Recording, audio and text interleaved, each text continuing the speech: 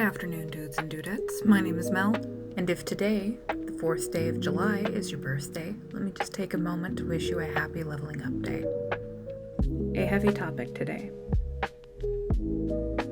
Let's get into it. Today I would like to take a moment to read something sent to me by my dear friend. She says to me, posted by a friend, used to be husband's boss. I've been seeing a disturbing trend pop up on social media lately.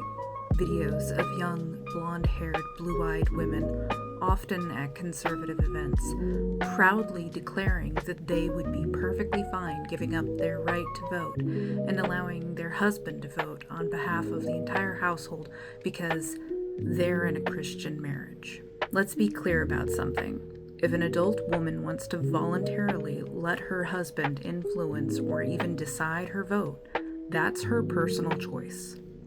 I may disagree with it, but that's what freedom is all about. The problem begins when that personal choice turns into a political movement, seeking to strip rights from every other woman in America.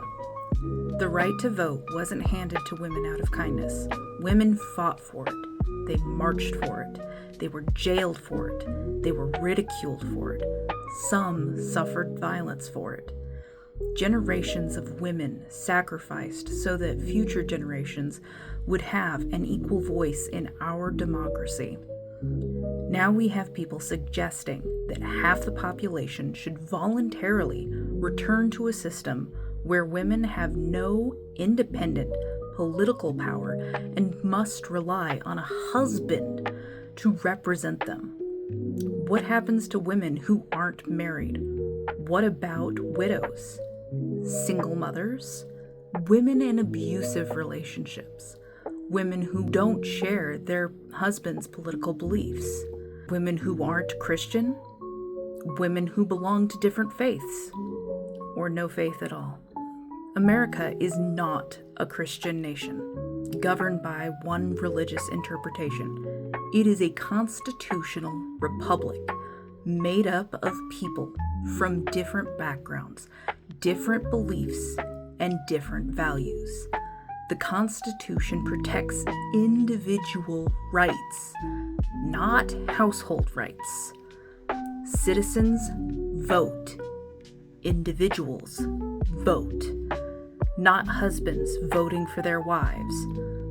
What I find most troubling is watching people advocate for the removal of freedoms that previous generations fought to secure. If you personally want to surrender your political voice, that's your decision.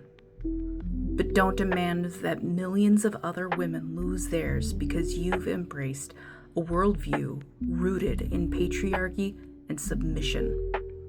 Women's rights are human rights. Voting rights are fundamental rights. And I think that says everything. Exercise your rights. Have a good day. Bye.